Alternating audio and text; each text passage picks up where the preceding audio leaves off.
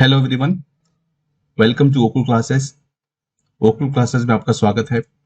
पिछली क्लास में हमने चाइना की डेप ट्रैप डिप्लोमेसी पे बात की थी और देखा था कि चाइना किस प्रकार से बीआरआई के through developing and under developing countries को लोन प्रोवाइड करा रहा है और बाद में उनको जो है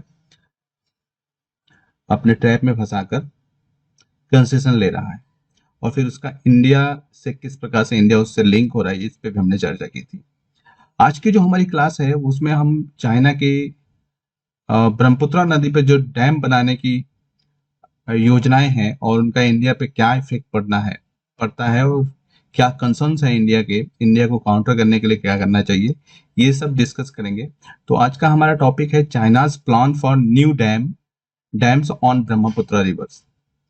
तो आप ये देख रहे हो कि ये जो है नदी ब्रह्मपुत्र नदी है, जो दुनिया की सबसे लंबी नदियों में से एक है। ठीक है, आप ब्रह्मपुत्र नदी तिब्बत से निकलती है, अरुणाचल प्रदेश से इंडिया में एंटर करती है, पूरा असम होते हुए वो फिर बांग्लादेश जाती है और बंगाल की खाड़ी में गिर जाती है। तो ये ब्रह्मपुत्र नदी है और चाइना, चूंकि तिब्बत पे चाइना का अधिकार है, तो वो चाइना इसको अपने बेनिफिट के लिए यूज करने की कोशिश में लगा रहता है। तो आइए देखते हैं, टॉपिक शुरू करते हैं। जो चाइना की नई पंचवर्षीय योजना आई है, जो 2021 से 2025 तक चलने वाली है। ठीक है, इसमें उसने लोअर स्ट्रेस जो है ब्रह्मपुत्र नदी का, उस पर डैम बनाने के लिए, डैम कंस्ट्रक्शन के काम को जो है अप्रूव किया है। ब्रह्मपुत्र नदी को तिब्बत में सालुंग जांगपो बोलते हैं, सांगपो बोलते हैं, सॉरी। और लोअर स्ट्रेच का मतलब है जो नदी ऐसे आ रही है, तो जो अपर स्ट्रेच है वो जो चाइना, और लोअर स्ट्रेच का मतलब होता है जहां से वो नदी किसी अदर कंट्री में या दूसरे देश में एंटर करती है, जैसे इंडिया में एंटर करती है, तो ठीक उससे पहले यानी लोअर स्ट्रेच पे डैम बनाने। पहले जो चाइना डैम्स बनाता था वो अपर स्ट्रेच में बनाता था, लेकिन अब वो लोअर स्ट्रेच पे डैम बनाने की बात कर रहा है अपनी नई जो पंचवर्षीय योजना है, 5 ईयर प्लान जो उसकी है उसमें। और ये इससे जो है, जो लोअर रिपेरियन स्टेट्स हैं, लोअर रिपेरियन स्टेट्स का मतलब होता है जो निचले भाग में आते हैं, जो देश नदी के निचले भाग में, जो नदी जहां से प्रभावित होती है और प्रभावित होते हुए जहां पे गिरती है ना, उन कंट्रीज को, जिन कंट्रीज से होते हुए वो नीचे गिरती है, खाड़ी में गिरती है, उनको जो है लोअर रिपेरियन स्टेट्स के नाम से जाना जा सकता है।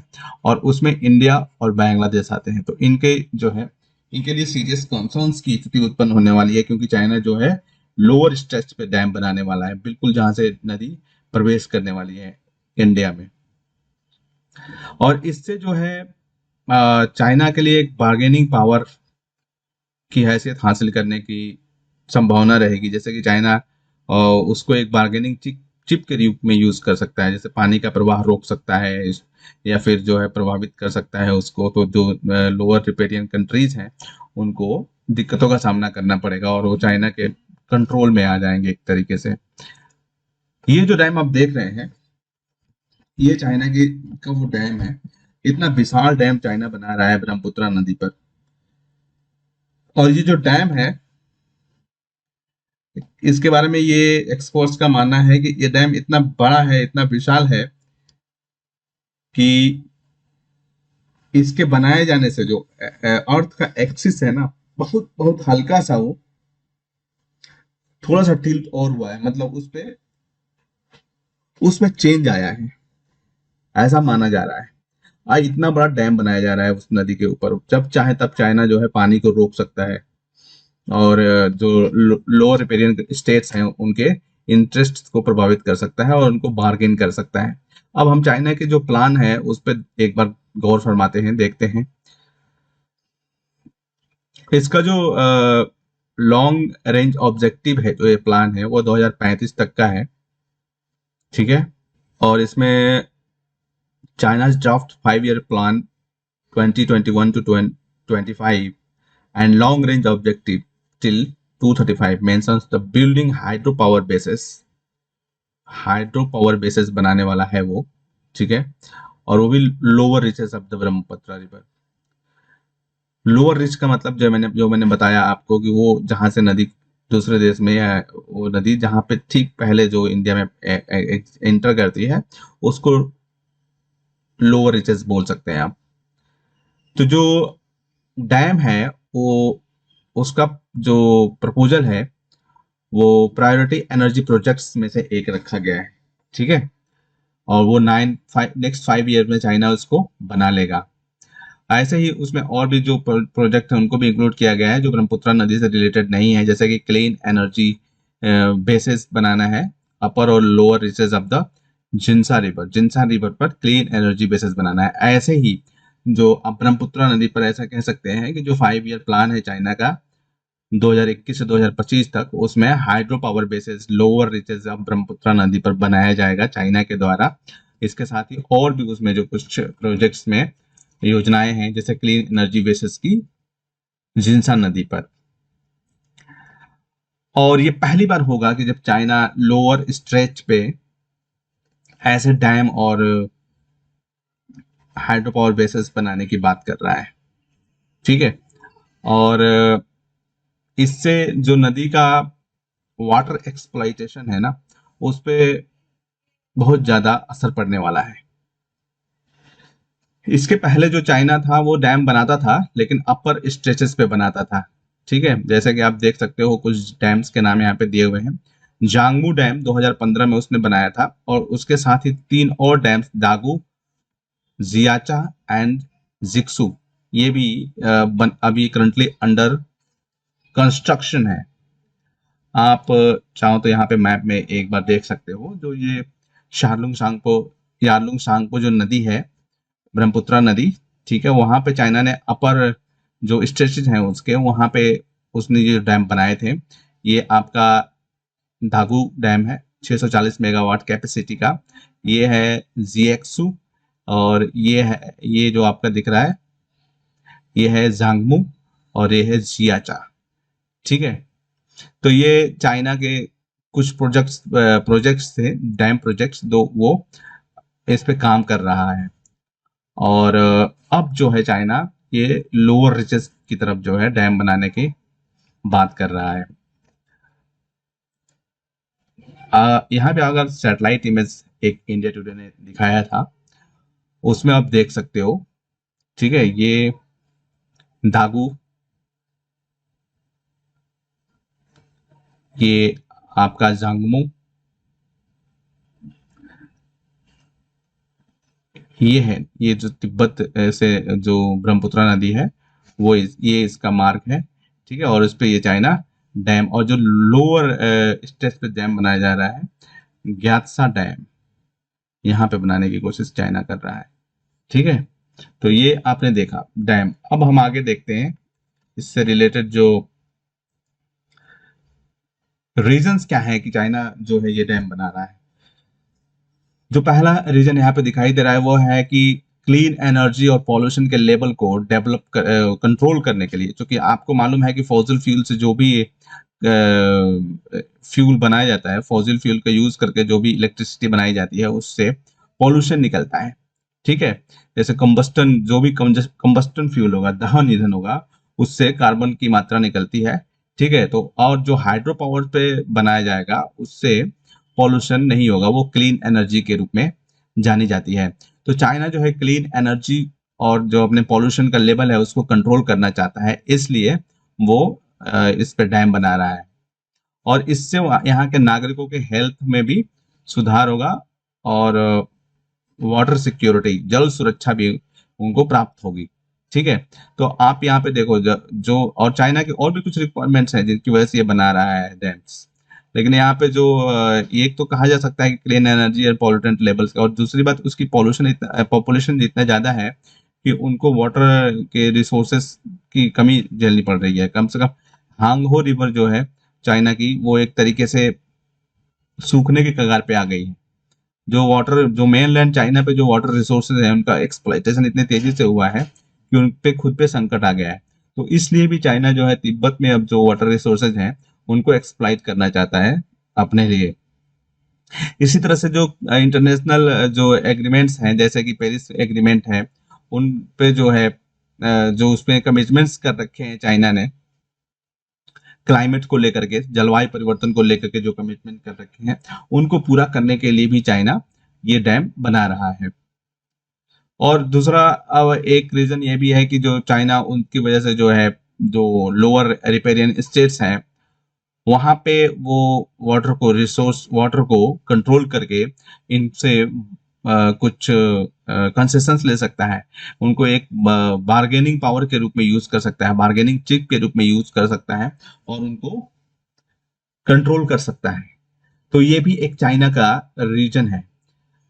इसके साथ ही जो लोअर स्टेट्स में जो ये प्रोजेक्ट बनाया जा रहा है, उसमें उससे ये भी है कि जो नेशनल इंटरेस्ट से रिलेटेड जो इन्वेस्टमेंट है इंफ्रास्ट्रक्चर में, जैसा कि आप देख रहे हो कि चाइना बॉर्डर से पर जो है बॉर्डर इंफ्रास्ट्रक्चर को काफी तेजी से इम्प्रूव कर रहा है अपनी लॉजिस्टिक्स सपोर्ट्स को बढ़ाने के लिए। तो यहाँ पे जो प्रोजेक्ट्स बनाए जाएंगे वो उसमें इंफ्रास्ट्रक्चर का से रिलेटेड जो इन्वेस्टमेंट होगा वो काफी बड़ी मात्रा में होगा और इससे जो उसके राष्ट्रीय हित हैं वो पूरा किए जा सकते हैं। ठीक है, तो ये हमने देखा कि चाइना क्यों बना रहा है डैम।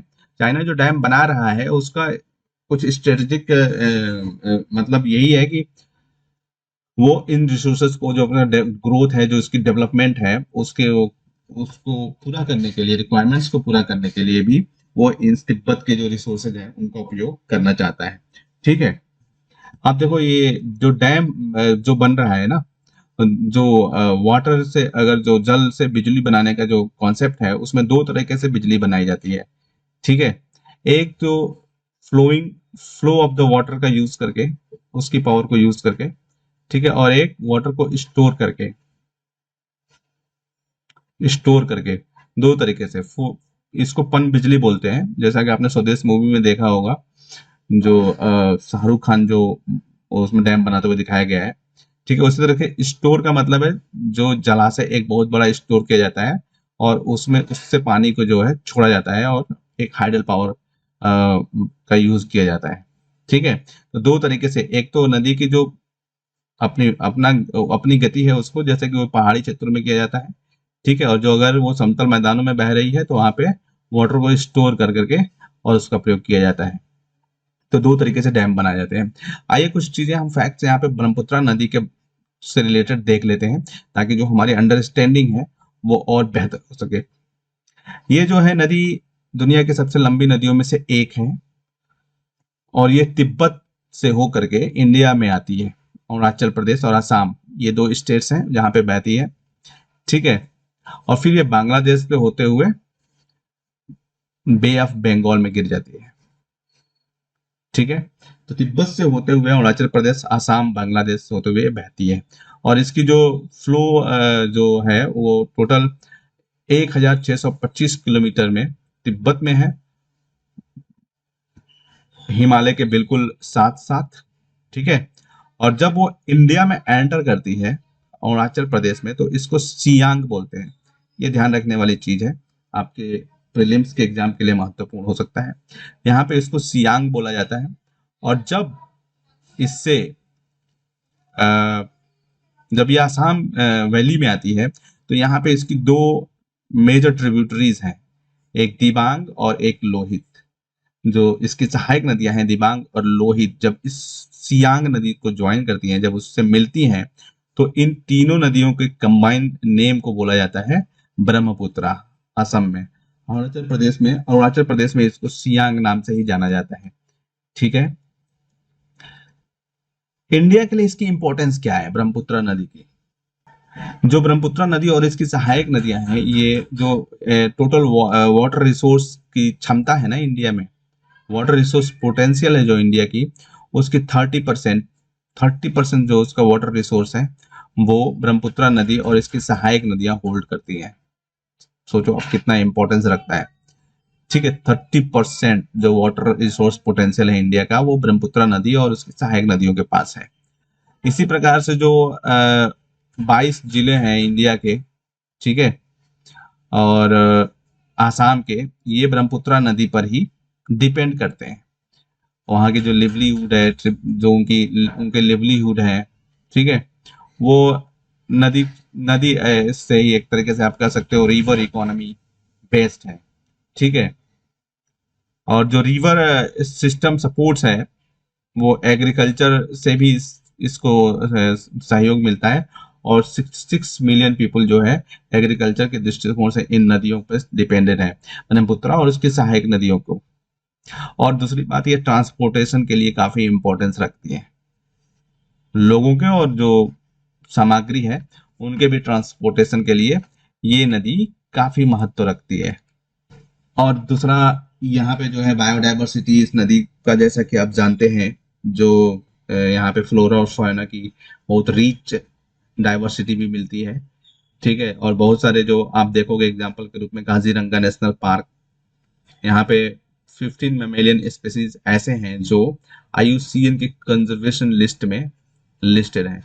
ठीक है। तो ये डाइवर्सिटी इस नदी की काफी ज्यादा है। और आप यहाँ पे देखा होगा आपने, माजुली द्वीप का नाम सुना होगा। ठीक है। जो माजुली आइसलैंड है, माजुली द्वीप, वो विश्व का सबसे बड़ा नदी द्वीप है।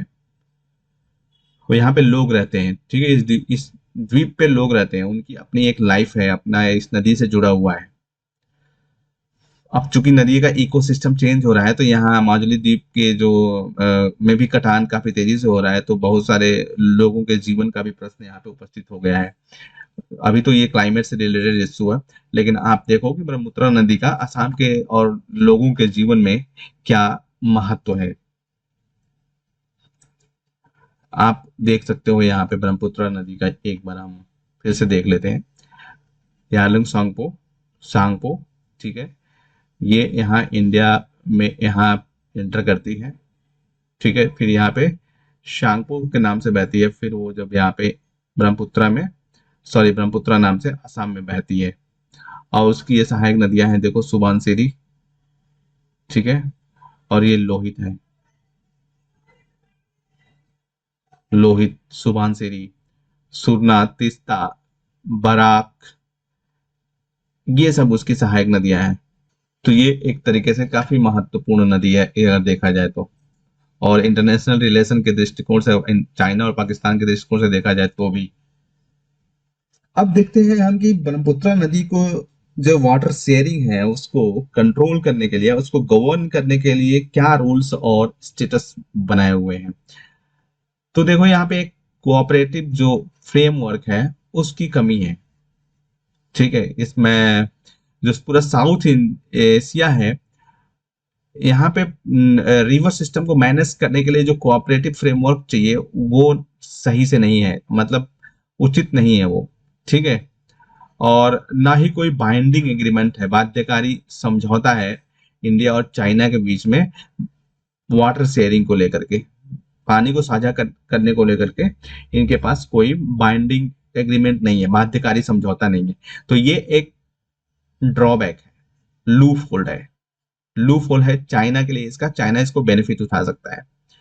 और इंडिया और चाइना ने एक मेमोरेंडम ऑफ अंडरस्टैंडिंग MOU 2002 में साइन किया था। ठीक है। और वो हाइड्रोलॉजिकल डेटा शेयर करने से रिलेटेड था। 2002 में साइन किया गया था कि मतलब तुम हमको बताओगे डेटा, जो आपका हाइड्रोलॉजिकल डेटा है वो बताएंगे। इसके तहत चाइना जो है सहमत हुआ था, किस बात के लिए? इंफॉर्मेशन शेयर करने के लिए, कि जो जो वाटर का डिस्चार्ज है वो कब किया जाएगा, कैसे किया जाएगा। ठीक है। जो उसके 3 स्टेशन है वाटर डिस्चार्ज के, उनसे रिलेटेड जो इन्फॉर्मेशन है शेयर करना था। 1 जून से लेकर के और 15 अक्टूबर के बीच प्रत्येक साल चाइना ये शेयर करने वाला था। इससे फायदा ये होता है कि इंडिया जो है अपनी योजना, बाढ़ को रोकने के लिए अपनी योजना बना लेता, और मानसून के दौरान। ठीक है। और जो है बाढ़ आती है जो आसाम में, बहुत भयंकर बाढ़ जो आती है, उसको कंट्रोल करने में सहायक होता। तो चाइना ये शेयर करने वाला था इंफॉर्मेशन। ठीक है। क्योंकि उधर भी पानी ज्यादा हो जाने की वजह से चाइना पानी छोड़ देता है। ठीक है। तो अगर इंडिया को पता रहेगा कि आप पानी कब छोड़ रहे हैं, ठीक है, वाटर डिस्चार्ज कब कर रहे हैं, तो हम यहाँ पे प्रिपेयर करके रखेंगे अपना। तो ये चाइना के बीच में वाटर शेयरिंग का MOU हुआ था। और 2000 13 में भी एक एमओयू साइन किया गया था दोनों देशों के द्वारा कि वाटर फ्लो का डेटा जो है वो शेयर करेगा चाइना। लेकिन क्या हुआ फिर, चाइना जो है एक तरफ से ही यूनिलेटरली स्टॉपेज लगा देता है उसके ऊपर, डेटा शेयरिंग के ऊपर।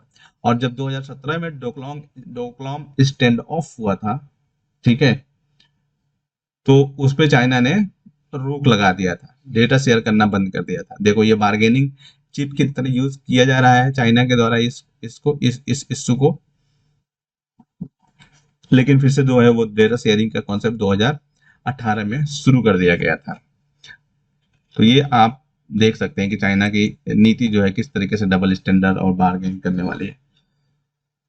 अब चाइना जो डैम बना रहा है उसका इंडिया पे क्या इफेक्ट पड़ेगा। उनको एक वाटर वीपन के रूप में यूज कर सकता है युद्ध के दौरान, या फिर शांति के दौरान भी कर सकता है, जैसा कि आप देखे डोकलाम अभी हमने पिछले साइड में देखा था। और by building dams China can destruct the lower riparian states by following ways. निम्नलिखित तरीके से जो है जो निचले देश हैं उनको प्रभावित कर सकता है। कैसे प्रभावित कर सकता है कि वो China could alter the water level in lower riparian state by changing the storage and discharge capacity of the dam। मतलब जो वाटर लेवल है लोअर रिपेरियन स्टेट्स में, पानी का जो स्तर है उसको प्रभावित कर सकता है चाइना। चाइना या तो वाटर को रोक सकता है, ठीक है, वाटर स्टोरेज को रोक सकता, मतलब को चेंज करके, या फिर डिस्चार्ज कैपेसिटी के माध्यम से जो है डैम वो पानी की मात्रा बढ़ा सकता है, फ्लो कर सकता है। जैसे आप देख सकते हो कि इस तरीके की जो घटनाएं हैं जो हमारे वहां हुई थी, उत्तराखंड में जो बाढ़ आई थी, और इस तरीके की घटनाएं हो सकती हैं, चाइना के द्वारा किया जा सकता है। चाइना जो कि हर तरीके का मीन्स का यूज करता है अपने जो अ, अपने आप को आगे रखने के लिए। चाइना के जो बड़े डैम है ना, वो लार्ज, जो China's large run of from river dams can be easily converted into storage dam. जैसा कि हमने शुरू में बात किया था कि एक फ्लो पे, एक वाटर के फ्लो पर आधारित डैम बनता है और एक स्टोरेज डैम बनता है। तो चाइना के जो वाटर के फ्लो पर जो डैम बनाया गया है, run of form from river dams, ठीक है, नदी की ही गति का यूज करके वहां पे बिजली बनाई जाती है, उसको वो कभी भी स्टोरेज डैम में बदल सकता है। इससे क्या हो सकता है कि जो इंडिया है यहाँ पे पानी की कमी हो सकती है ड्राई सीजन में, या मानसून में जो है बाढ़ आ सकती है। ऐसी चीजें हो सकती हैं जब वो स्टोरेज डैम बनाने लगेगा इसका। तो ये जो है दो थ्रेड्स हैं जो चाइना डैम बना रहा है उनका। और जो नदी का के ऊपर क्या प्रभाव पड़ता है कि जो नदी का इकोलॉजिकल कैरेक्टर होता है ना, जो नदी का एक पारिस्थितिकी तंत्र होता है, वो खराब हो सकता है, वो उसका क्षरण हो सकता है, ठीक है। This is proved bye Siang river. After the reduction of water level the river tern black with pollutants. जैसे कि सियांग नदी में ऐसा एक बार हुआ था कि वाटर लेवल की नीचे चले जाने के बाद यह नदी काली हो गई थी, जो प्रदूषक थे उनकी वजह से। और इससे जो क्या हुआ कि जो लोकल लोग हैं, आस पड़ोस के लोग जो वहां पे नदी के आसपास के लोग थे, उनको पीने के पानी की भी काफी असुविधा झेलनी पड़ी थी, ठीक है। इसके साथ ही जो इसका नेगेटिव इफेक्ट है वो फूड सिक्योरिटी या फिर आजीविका पर भी, लोगों जो इसके आसपास रहने वाले लोगों के फूड सिक्योरिटी और आजीविका पर भी पड़ सकता है। कुछ एक्सपर्ट्स का मानना है कि जो डैम बनाया जा रहा है ना, उससे नदी के जो के में जो सिल्ट है, सिल्ट यानी कि गाद, ठीक है, सिल्ट और लीट कम हो जाएगा। और इससे क्या होगा, एग्रीकल्चर प्रोडक्टिविटी पर असर पड़ेगा। जो गाद होती है उसमें काफी मिनरल्स होते हैं, तो सिल्ट की जब कमी, नदी की तलहटी में जो जमा होती है गाद, मिट्टी का जो एक तरीके से आप कह सकते हो गाद जो होता है, उसमें मिनरल्स काफी होते हैं, जिससे एग्रीकल्चर की प्रोडक्टिविटी पे असर पड़ता है, उसको बढ़ाने के लिए उसका उपयोग किया जाता है। लेकिन अगर चाइना ने डैम बना लिया तो सिल्ट और लेड जो उस नदी में पाई जाती है उस पर असर पड़ेगा, और उससे जो है एग्रीकल्चर पर भी एडवर्स इफेक्ट पड़ेगा। और जो डैम बनाया जाता है, ठीक है, जो अपर रिपेरियन स्टेट्स होते हैं जहां से नदी निकलती है, और जो उससे उनके जो गतिविधियां होती हैं, जो डैम बनाते हैं, उनसे जो लोअर रिपेरियन स्टेट्स होते हैं ना, वहां पे कई तरीके की आपदाएं भी आती हैं। जैसे कि आप US government funded study showed, US government की एक स्टडी के द्वारा दिखाया गया जा रहा है कि जो बहुत से a series of new dams build by China on Mekong river, Mekong river जो चाइना से निकलती है और जो साउथ ईस्ट एशिया के कंट्रीज तक होते हुए जाती है, उस पर जो डैम बनाया गया है, बहुत सारे डैम्स बनाए गए चाइना के द्वारा। इससे जो डाउन स्ट्रीम कंट्रीज हैं, वहां पर सूखे की स्थिति उत्पन्न हो गई थी। तो इस तरीके से क्या हो, डिजास्टर्स इफेक्ट होगा। जो अपर रिपेरियन स्टेट्स होते हैं जो वो बनाते हैं डैम्स, तो नीचे के जो लोअर रिपेरियन स्टेट्स होते हैं उनमें इस तरीके के जो आपदाओं की संभावनाएं बढ़ जाती हैं। इसके साथ ही जो हिमालयन रीजन है, यहाँ पे इस तरीके के जो सेंसिटिव कंस्ट्रक्शन है, इसके कारण डिजास्टर आपदा और भी आने की संभावनाएं हो जाती हैं। जैसे कि उत्तराखंड की बाढ़ और 2015 का नेपाल भूकंप, इस तरीके की आपदाएं भी आ सकती हैं, क्योंकि जो डैम होते हैं उसमें बहुत बड़ी मात्रा में अ, जल का संग्रहण किया जाता है। इससे क्या होता है कि वो वहाँ पे जो चट्टाने हैं नीचे वो खिसक सकती हैं, उन पे इफेक्ट पड़ सकता है। जैसे कि आप कोयना का भूकंप जो इंडिया में आया हुआ था, ठीक है, कोयना नदी पर बांध बनाया गया था, तो उसके कारण ही वो आया हुआ था महाराष्ट्र में भूकंप। तो इस तरीके से भूकंप आ सकता है डैम बनाने से भी। और ये इसकी वजह से जो है नए तरीके के कॉन्फ्लिक्ट्स या संघर्ष पैदा हो सकते हैं। It could open a new front of conflict along the Arunachal Pradesh region as the Brahmaputra enters India through this stretch. Managing this would be complex task for India as it is already struggling to counter China along the Stone Ladakh region. तो अब जो है यहाँ पे अगर China इस तरीके के डैम बनाता है, तो लद्दाख रीजन में जिस तरीके की विवाद इंडिया चाइना के बीच में चलते हैं, वो यहाँ पे एक नए तरीके से आ सकते हैं।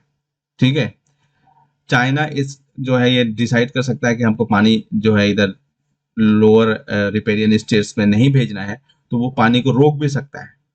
तो इस तरीके से जो है चाइना उसका प्रयोग कर सकता है, और इस तरीके से वे डैम का इफेक्ट लोअर रिपेरियन स्टेट्स पे पड़ेगा।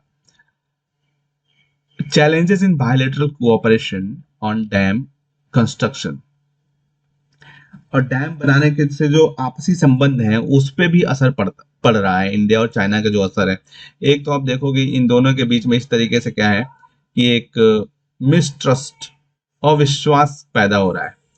ठीक है, जैसे कि आप देख सकते हो कि एलओसी पर 9 month long military stand of जो चल रहा है, एलआईसी पर, सॉरी एलएसी पर, लाइन ऑफ एक्चुअल कंट्रोल, जिसका हमने बॉर्डर डिस्प्यूट में बात किया था, वहां पे इस तरीके के जो स्टैंड ऑफ होते हैं वो मिसट्रस्ट को ही दिखाता है। ठीक है, चाइना करेक्ट इंफॉर्मेशन शेयर करने के लिए 2002 में इंडिया के साथ एमओयू किया था, लेकिन क्या किया चाइना ने, ठीक है, चाइना ने ये इस बात से रिजेक्ट कर दिया था कि वो कोई भी डैम नहीं बना रहा है। जो जांगपू डैम की बात हो रही है, ठीक है, कि 2010 तक जो है वो ब्रह्मपुत्र नदी पर जांगमू डैम बनाया नहीं जाएगा, ऐसा चाइना ने इन्फॉर्म किया था कि हम डैम नहीं बनाएंगे, जांगमू डैम जो है वो नहीं बनाएंगे। लेकिन 2010 में चाइना ने न सिर्फ यह स्वीकार किया, ठीक है, कि हमने जो है जांगमू डैम बना लिया है, लेकिन इस और साथ ही इसको रैपिड फेज में कंप्लीट भी कर लिया। तो इस तरीके से जो है एक तरह मिसट्रस्ट दोनों देशों के बीच के में बनेगा और रिलेशंस प्रभावित होंगे इन दोनों देशों का। ठीक है, the growing closeness of India US relation, Bharat और अमेरिका की जो संबंध है, वो जो क्लोजनेस है, नजदीकी जो आ रही है, ठीक है, इससे भी इस चीनो यूएस रिलेशन पर प्रभाव पड़ेगा। ये जो सीनो यूएस रिलेशंस हैं, इसकी वजह से जो इंडिया को फेवरेबल वाटर शेयरिंग एग्रीमेंट मिलनी होगी, वो नहीं मिल पाएगा। ये भी एक जो है फॉरेन पॉलिसी में ड्रॉबैक है, आएगा इसकी वजह से। और साथ ही जो है climate change, extreme events, landslides, forest fires, ऐसी जो है पर्यावरणीय खतरे जो है नई तरीके की प्रशासनिक चुनौतियों को प्रस्तुत करेंगे। इनको कंट्रोल करने के लिए नई तरीके के प्रशासनिक चुनौतियां देशों के सामने आएंगी। और चाइना जो है इंडिया को जो इंसर्कलिंग कर रहा है, वो भी इससे रिलेटेड हो सकता है। जैसे कि मान लो इंडिया जो है ना शेयर करता है जो डेटा, सॉरी चाइना जो शेयर करता है डेटा इंडिया को, उसके लिए वो पैसे लेता है। उसके लिए वो $1,25,000 इंडिया से लेता है डेटा शेयर करने के लिए, और वहीं पे वो जो है बांग्लादेश को फ्री में देता है। तो एक तरीके से उसने बांग्लादेश के साथ सॉफ्टनेस दिखा करके उसको अपनी तरफ करने की कोशिश किया। ठीक है, तो इस तरीके से वो इनसर्कलिंग करने के लिए भी इनको यूज कर सकता है। अब इंडिया के लिए सजेशंस क्या है कि इंडिया को क्या करना चाहिए। इंडिया एक जो है अरुणाचल प्रदेश में इसको कंट्रोल करने के लिए जो चाइना का डैम्स डिप्लोमेसी है, उसको हाइड्रो हाइड्रो हाइड्रोलिक हाइड्रोलिक जो पावर डिप्लोमेसी है, उसको कंट्रोल करने के लिए इंडिया अरुणाचल प्रदेश में एक मल्टीपर्पज रिजर्वायर बना रहा है। रिजर्वायर का मतलब है जहां पे पानी को इकट्ठा करके रखा जाएगा, वाटर को स्टोर किया जाएगा। तो इंडिया एक मल्टीपर्पज रिजर्वायर बना रहा है। तो इंडिया को ये रिजर्वायर जो है तेजी से कंप्लीट करना चाहिए, क्योंकि वो इंडिया क्या होगा बफर स्टॉक में वाटर को रखेगा। ठीक है, the proposed 9.2 BCM upper Siang project on the Siang river in Arunachal Pradesh will be able to take the excess load of water discharge. इससे क्या होगा कि जो चाइना एक्सेस वाटर डिस्चार्ज करेगा, वाटर छोड़ेगा पानी, उसको इस रिजर्वायर में स्टोर किया जा सकता है। और ये स्टोर जो वाटर है उसको आगे अगर कमी होती है पानी की तो उसको दोबारा यूज भी किया जा सकता है। तो ये एक काफी अच्छी स्ट्रेटजी है इंडिया के, और इस इंडिया को जो है इसको बहुत जल्दी से जल्दी इसको पूरा करना चाहिए। अब जैसा कि जो वाटर है वो राज्य का सब्जेक्ट है, तो इससे क्या होगा इंडिया को कि जो इंडियन स्टेट्स हैं, जो रिपेरियन स्टेट्स हैं भारत के अंदर, उनको ब्रह्मपुत्रा नदी के पानी को रैशनल तरीके से यूज करना चाहिए ताकि फ्यूचर के लिए स्टोर किया जा सके। इसको यूज करने के लिए इंडिया को प्रोत्साहित करना चाहिए। जो रिपेरियन स्टेट्स हैं, जो निचले तबके के स्टेट हैं, निचले स्तर के, उनको इस तरीके इसको वाटर को रैशनल तरीके से यूज करने या स्टोर करने के लिए इनको प्रोत्साहित किया जाना चाहिए। ये देखो अब जो India water multipurpose water reservoir बना रहा है वो ये है अरुणाचल प्रदेश में। यहाँ पे पानी जो है स्टोर किया जाएगा, जो एक्स्ट्रा पानी हो जाएगा उसको भी स्टोर किया जाएगा, और चाइना को बैलेंस करने की कोशिश, चाइना के द्वारा जो डिप्लोमेसी करी जाएगी इस पे, उससे बाहर निकलने की भी कोशिश की जाए। साथ ही इंडिया को क्या करना चाहिए, इंटीग्रेटेड रिवर बेसिन मैनेजमेंट पे फोकस करना चाहिए। एकीकृत नदी बेसिन, और जो हाइड्रोलॉजिकल बाउंड्रीज पे आधारित होना चाहिए, न कि एडमिनिस्ट्रेटिव स्टेट बाउंड्रीज पे। जो हाइड्रोलॉजिकल बाउंड्रीज का मतलब है कि जो जल क्षेत्र की सीमाएं होंगी उस पर होगा, न कि जो स्टेट बनाए गए जैसे आसाम हो गया, अरुणाचल प्रदेश हो गया, इस तरीके से स्टेट्स की एडमिनिस्ट्रेटिव बाउंड्रीज का प्रयोग नहीं किया जाएगा, जबकि हाइड्रोलॉजिकल बाउंड्रीज का यूज किया जाएगा। इंडिया को जरूरत है बांग्लादेश के साथ अपने संबंधों को फिर से जो है एक शक्ति प्रदान किया करने की, ताकि जो तिस्ता रिवर एग्रीमेंट है उसको जल्दी से जल्दी कंप्लीट किया जाए, फाइनल किया जाए। और जो अपर रिपेरियन स्टेट्स के रूप में जो इंडिया की इमेज है, क्योंकि तिस्ता नदी जो है इंडिया से होते हुए बांग्लादेश में जाती है, तो इंडिया जो है अपर रिपेरियन स्टेट्स में आता है। तो जो एक जिम्मेदार अपर रिपेरियन स्टेट्स की जो इमेज है इंडिया की, उसको रिस्टोर किया जाए ठीक है। इससे क्या होगा कि बांग्लादेश भी इंडिया को चाइना के अगेंस्ट में सहयोग दे सकता है, और चाइना को कंट्रोल करने के लिए ये दोनों देश मिलकर के प्रयास कर सकते हैं। तो ये हमने देखा ब्रह्मपुत्रा रिवर का इश्यू चाइना के साथ, और किस प्रकार से जो है उससे इंडिया के कंसर्न्स जुड़े हुए हैं और क्या इंडिया को करना चाहिए। तो आज के लिए बस इतना ही। अगली क्लास में हम अब पाकिस्तान और इंडिया के रिलेशनशिप को शुरू करेंगे। तो ये एक आपके एग्जाम के लिए बहुत महत्वपूर्ण होने वाला है। तो अगर आपने अभी तक हमारे चैनल को सब्सक्राइब नहीं किया है तो जल्दी से कर लीजिए, और साथ ही बेल आइकॉन को प्रेस कर लीजिए, ताकि आपको हमारे आगे आने वाले वीडियोस के नोटिफिकेशन समय समय पर मिलते रहे। अगर आपको इस टॉपिक में समझाया गया किसी भी कॉन्सेप्ट को लेकर कोई भी क्वेरी है, तो आप नीचे कमेंट सेक्शन में लिख सकते हैं। मैं खुद पर्सनली उसका रिप्लाई 24 घंटे के भीतर करूंगा। आप हमें सुझाव भी दे सकते हैं, ताकि अगर जरूरत पड़े तो हम इसमें सुधार कर सकते हैं। आप हमसे हमारी ऑकुल वेबसाइट, हमारे Facebook page, Twitter page, Telegram channel या ईमेल के माध्यम से जुड़ सकते हैं। ये सभी लिंक्स नीचे डिस्क्रिप्शन में दिए गए हैं।